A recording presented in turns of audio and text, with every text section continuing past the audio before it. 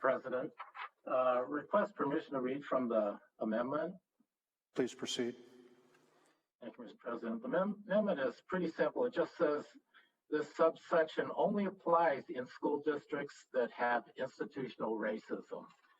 And when I read that, I thought, wow, Senator Fortunato is brilliant, actually, because that means the reverse is also true, that if you do have institutionalized racism in your school district, then you have to teach this curriculum. And from my perspective, institutionalized racism is in everything around us. I mean, it's just sort of embedded within the system.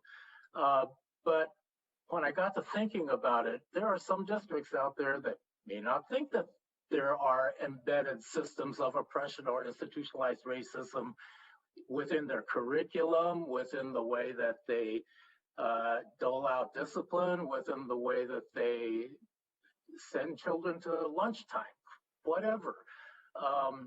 It's in the tone of the voice that the educator uses in speaking with different children. So I got to thinking, well, what, these are educators, they're district directors, they're classroom instructors. They believe in education. They believe in lifelong learning. Why would we want to deny anybody, even though they may not think it exists in their own world, the opportunity to be educated on this issue that maybe it does exist, even if I don't think it's in my own district? We're teaching our children to go out there and live in the real world. We want them to develop a critical analysis about the world that they're living in. And if they see injustices, try and figure out, why are these injustices? Why are there so many more people of color affected by COVID or affected by the unemployment? Is it because they're all in the low-wage jobs that are required mandatory to show up to? So these kinds of things,